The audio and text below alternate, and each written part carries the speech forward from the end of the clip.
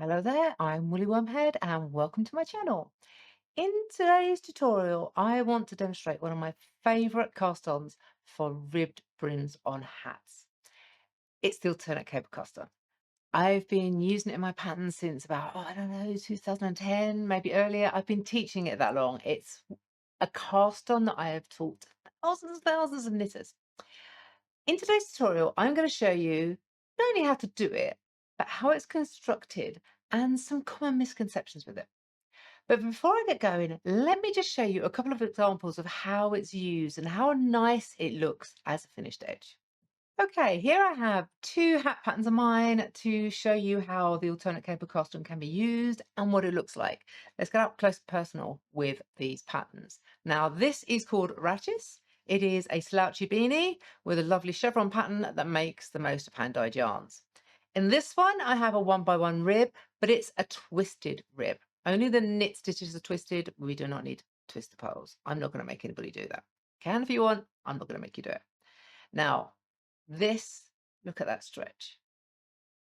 All right, that's really nice. It stretches out, it doesn't distort. And as we can see, if the camera will focus, there we go. It is literally a knit one, purl one, knit one, purl one, cast on. What I like about the alternate cable cast on is its ease, it's quick, but it's also very adaptable. I have other tutorials planned to show you how you can do other clever things with it. That's another time. This is Everglade. This is an older pattern of mine, but it's a permanent favorite. Everybody loves this lace pattern with the way that the leaves come up and the way it all fits lovely into that beautiful crown. Now, this has got a deep ribbed brim in a standard 1x1 rib. It's in a tweedy yarn, so you maybe can't see what's the definition as clearly, but oh no, that's pretty good. See how that is there? The knit stitches are here, purl stitches here, and if we just turn that inside, that's what it looks like from the back. It's a pretty reversible cast on. So what I'm going to do now, I'm going to go and switch it over and get the yarn in and give you a demo on how you can do these lovely edges for yourself.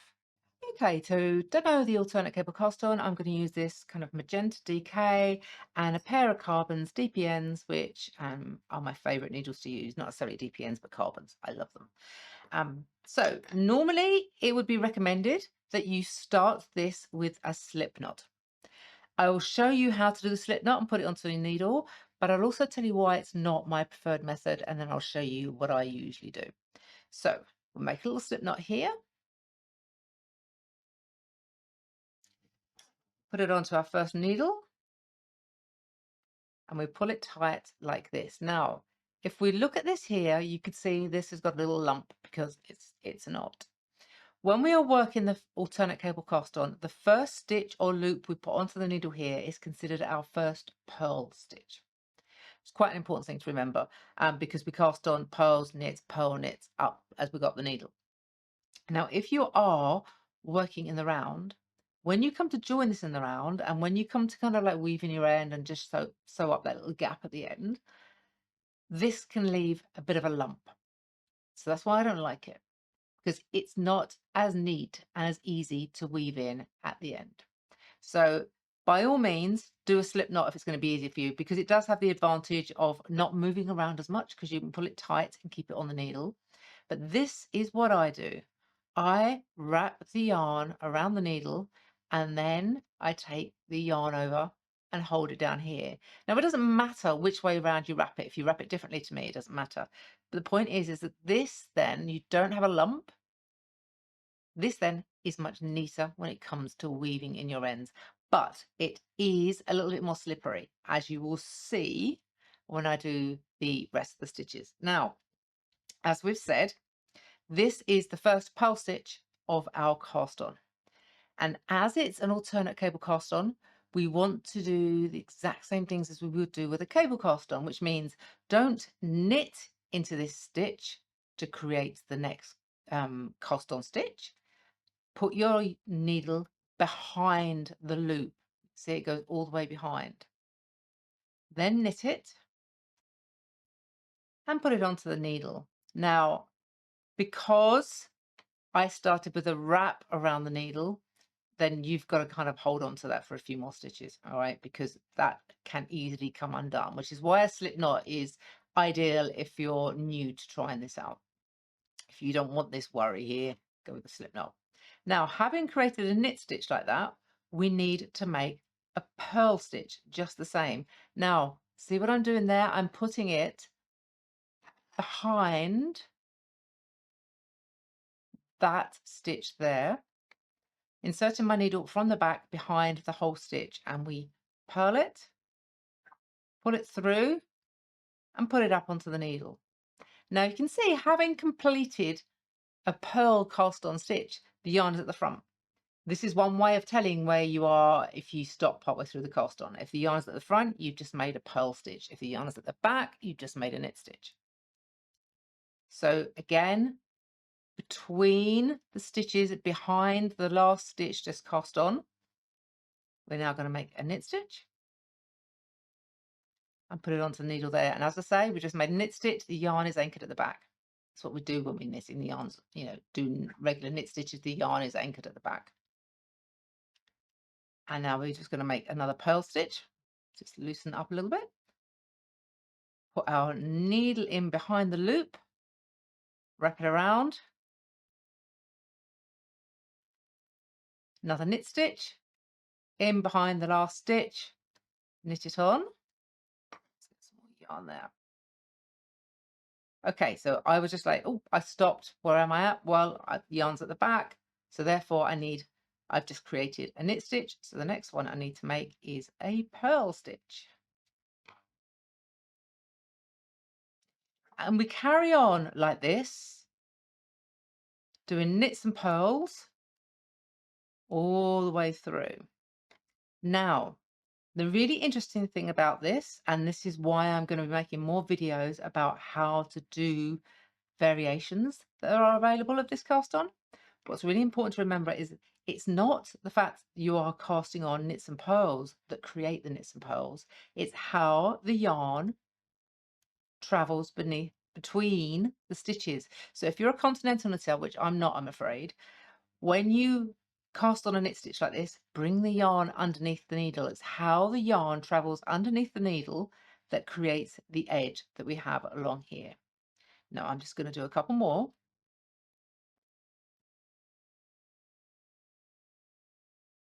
Okay, there's the knit stitch, wrap it to knit, purlwise, with a purl stitch in from the back.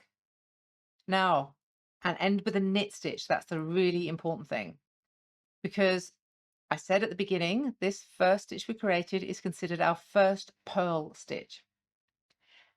And we cast on this way, and because the majority of ribbing, 1x1 ribbing that we're going to do is probably going to have an even number of stitches, you want to end with a knit stitch, because now we're going to work across this row.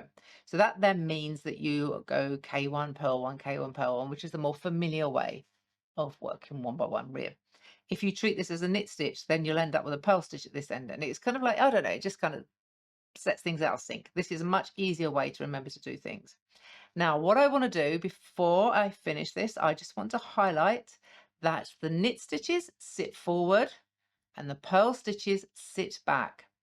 This is something very important to be aware of, because it helps you work out which stitch you have just created and which one is which when you want to knit across them. So I'm just going to do a regular knit stitch on this. No twisted rib this time. Purl.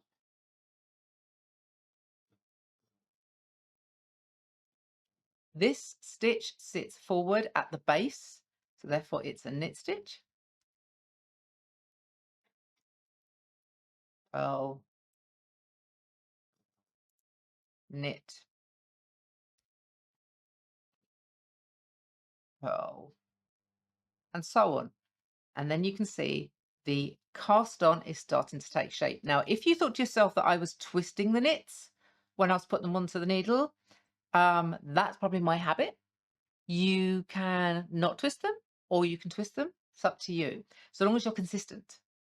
How I put this on is the way I've been doing it for years. But if you kind of done it slightly differently, that's okay. but just be consistent with it. All right.